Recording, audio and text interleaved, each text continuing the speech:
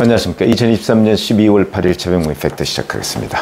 조금 전에 국회 본회의에서 조희대 대법원장 후보자에 대한 임명 동의안이 가결이 됐습니다. 국회 지금 재적 의원 수가 298명이거든요. 근데 오늘 참석한 사람은 292명이고요. 이 중에 가 264, 부 18, 그 다음에 기권 10 이렇게 되어 있습니다. 그러니까 부표를 던진 표가 18표밖에 안 된다 하는 얘기는 결국 민주당의 대부분, 뭐 예를 들어서 친명계조차도 도저히 반대할 수가 없는 조희대 대법원장 후보자였다. 그리고 공연히 반대했다가는 자칫 잘못하면 자기네들의 뭐 여러 가지 그 재판 지연 전략이나 아니면 현 김명수 그 체제의 사법부 체제를 그 계속 유지하려고 하는 정치적 의도 뭐 이런 것만 드러나는 문제, 아마 이런 것들 때문에 차라리 그냥 놔두고 뭐 이건 어쩔 수 없이 통과시킬 수밖에 없다 하는 판단을 한 것으로 보인다. 그러면 뭐 부 18표하고 기권 10표 한 28표 정도가 이제 나왔는데 그거는 뭐 각자 이제 의원들 개인 생각에 의해서 아마 그 판단을 한 것이 아닌가 싶고요. 아마 이 중에 이제 뭐 친명 핵심 그래도 나는 안 된다 뭐 이런 표가 섞여 있지 않을까 이렇게 생각을 합니다. 뭐 제가 이제 늘 말씀을 드리지만 아마 민주당으로서는 뭐 부결 목표를 세웠을 겁니다. 그래서 이게 11월 초에 조희대 후보자를 지명을 했으니까 무려 한 달여간을 뭐 계속해서 흠집을 찾는데 실패했다. 그래서 인사청문 과정에서도 뭐 거의 무슨 공격적 흐름이 나타나지 않았다. 이래서 이제 과연 친명이 어떻게 할 것인가? 이럼에도 부결표를 던질 것인가? 뭐 아니면 그냥 의원들 각자 판단에 맡길 것인가? 뭐 이런 부분이 이제 고민이 될 것이다 얘기를 한 적이 있었고, 그 다음에 이재명 대표로서는 막긴 막아야 되는데 막을 방법이 지금 없는 거 아니겠습니까? 왜 그러냐면 국민의힘과 정의당 그 다음에 친야 무소속, 그 다음에 민주당에서 탈당한 이상민 의원 이렇게 다 합치면 122표입니다. 그러면 지금 윤관석 의원이 구속됐으니까 빼면 대략 한 28표, 292면 이 중에 과반수면 146표, 147표가 과반수거든요. 그러면은 147 더하면 한 25명 정도만 넘어오는데 비명계하고 일부 친문계 그것만 합쳐도 25명은 충분히 된다. 아마 그런 점에서 아예 그냥 각자 알아서 맡겨서 이 가결을 시킨 걸로 보입니다. 자, 이렇게 되면 이제 조희대 대법원장이 이제 취임하는 것 남겨 있고 취임하면서 이제 내년 2월 인사를 하게 됩니다. 그럼 조희대 사법부 체제가 이제 출범하게 됐다. 이런 얘기가 되는 거죠. 그럼 조희대 사법부 체제에서는 앞으로 어떤 변화가 생길 것인가? 이게 대단히 중요합니다. 또 재판에 어떤 영향을 미칠 것인가? 그 중에서도 재판을 지연시키는 걸 목적으로 하고 있는 이재명 대표의 전략에도 수정이 불가피하다. 저는 이렇게 생각을 하는데, 자, 우선 오늘 여야가 합의한 청문 보고서에 보면 이런 내용이 나옵니다.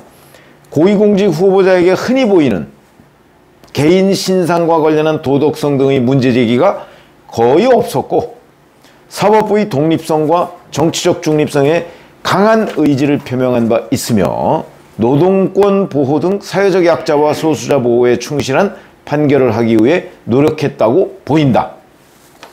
재판 지연 문제, 영장 남발 문제 해결을 비롯한 사법개혁에 대한 비전과 구체적 방안을 갖고 있음이 확인된다는 점 등을 종합적으로 고려할 때 대법원장으로서의 직무를 무난히 수행할 수 있을 것으로 판단된다. 이게 여야 합의로 채택한 청문보고서거든요. 청문보고서에도 이 내용이 있습니다. 여기서도 재판 지연 얘기가 있고, 자, 청문회 과정에서도 재판 지연을 가장 지금 풀어야 할 과제로 조희대 이제 대법원장이 되겠죠? 강조를 했습니다.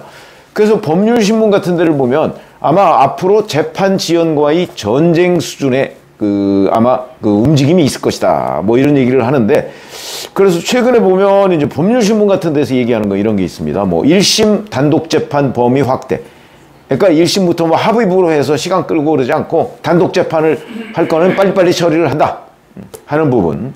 그 다음에 법조 일원화 실혜에 맞는 판결서 작성 방식 개편. 뭐 이거는 상당히 전문적인 얘기인 것으로 보이고.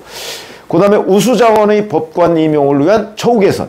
뭐 이런 부분. 그 다음에 근무 동기 부여를 위한 제도 개선. 뭐 이런 것들이 이제 손꼽히고 있다. 이렇게 얘기를 했는데. 그러면 이제 지금 시청자분들이 관심을 갖는 거는 결국 이재명 재판. 여기에 관심을 갖는 거죠. 이게 어떤 영향을 미칠 것인가. 자, 우선 이재명 대표와 관련한 재판은 현재 대장동, 의뢰신도시, 백현동, 그 다음에 성남FC 요 네 가지가 서울중앙지법 형사합의 33부 김동현 부장판사 여기서 지금 현재 시작한 지 2달 정도밖에 되지 않습니다. 그러니까 앞으로 언제 끝날지 모른다. 근데 김동현 재판장은 내년 2월 법관 정기인사 대상도 아닙니다. 후년 2월에 아마 1차 정기인사 대상이 됩니다. 그러니까 올해 2월에 임명됐기 때문에 그렇다면 뭐 이 사람은 이 재판을 계속 이어갈 것이고 그 다음에 우의증교사 별도로 그 병합하지 않았던 그 우의증교사 재판도 결국은 이 김동현 부장판사가 합니다. 별도로 하는 거죠. 근데 우의증교사 재판은 아시다시피 뭐 계속해서 이거는 뭐 대략 한 2-3번 정도면 끝날 것이다. 그래서 이제 병합을 검찰에서 반대했던 것이고 실제 병합이 안 됐죠. 물론 재판을 하다가 말고 또 병합할 수도 있습니다.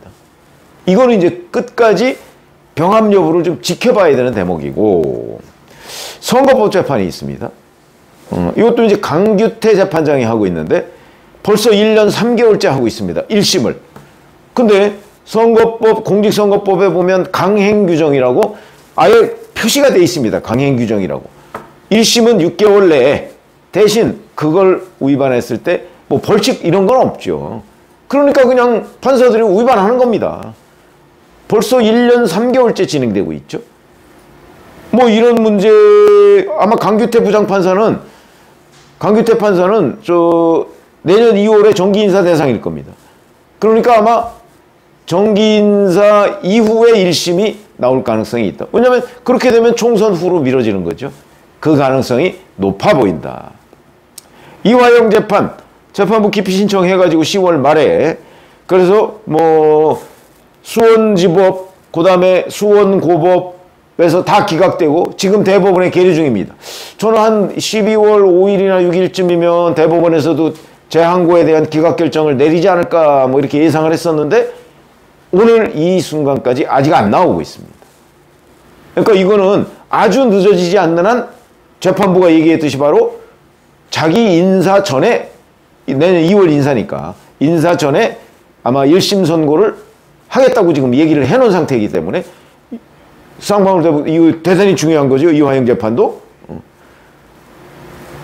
이렇게 되고 그러면 이제 결국 서울중앙지방법원 그 형사합의 33부에서 이재명 재판 2건을 맡고 있고 그 다음에 강규태 판사가 또 선거법 재판 맡고 있고 뭐 이런 것들인데 자 이렇게 되면 이제 재판 지연 문제를 해소하기 위해서는 지금까지 이제 장기적으로 1심을 끌어온 정치인 관련 특히 이재명 관련 재판을 빨리 끝내는 것도 있지만 결국은 내년 2월 판사 정기 인사 때 좀 문제적 법관들 이런 사람들을 아마 정리하는 것이 필요하지 않을까. 뭐 이미 아마 그런 얘기들을 상당히 여기저기서 하고 있습니다.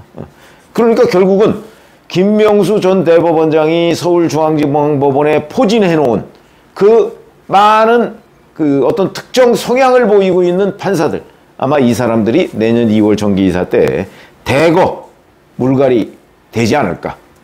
이렇게 좀 예상이 되는 거죠. 그렇다면 이재명 대표가 목표로 한 뭐 2027년 3월 대선 재출마 이게 어려워질 수도 있다. 예를 들어서 우의증교사 혐의 재판에 관해서 이제 김동현 부장판사가 뭐 설령 자기가 재판을 끈다고 하더라도 언제까지 끌 수 있겠습니까? 그렇게 되면 고등법원, 대법원은 지금 대법원장이 이제 새로 들어가게 되니까 이렇게 되면 신속하게 재판이 이루어질 가능성이 있고 결국 이재명 대표의 꿈 가물가물해진다.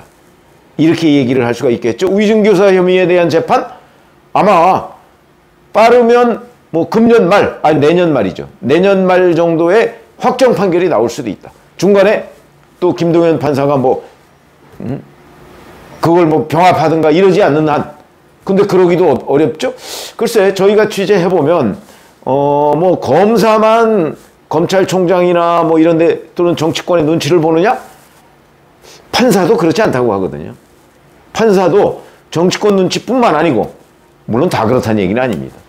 일부 뿐만 아니고 대법원장 눈치도, 왜냐하면 대법원장이 인사권을 가지고 있으니까 그런 것도 영향이 있다는 거죠. 그게 이제 저희 같은 기자들이 이 법조계를 취재해 보면 영향이 있다는 겁니다.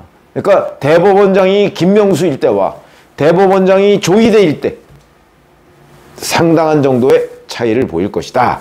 그런 점까지 종합적으로 고려하면 이재명 대표 뭐 일부 재판 지연 뭐 갖가지 꼼수를 쓰겠지만 본인의 목표대로 2027년 3월까지 어떤 재판도 1심이 끝나지 않은 상태에서 대선에 재출마하는 일 없을 것으로 보이고, 위증교사 같은 경우 만약에 확정 판결이 나온다면 그러면 그거는 뭐 대개 뭐 징역 뭐 한 2년, 2년 6개월 뭐 이 정도의 뭐 집행유예나 뭐 이렇게 나올 가능성이 높다는 게 일반적인 예상이거든요.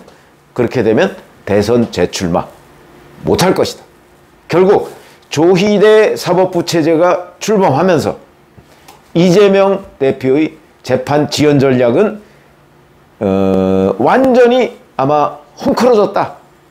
심지어는 뭐 단정적으로 얘기할 수는 없지만 2027년 대선 재출마의 꿈은 무너질 개연성이 아주 커졌다. 여기까지는 충분히 말씀드릴 수 있는 내용이다. 이렇게 설명드리겠습니다. 고맙습니다.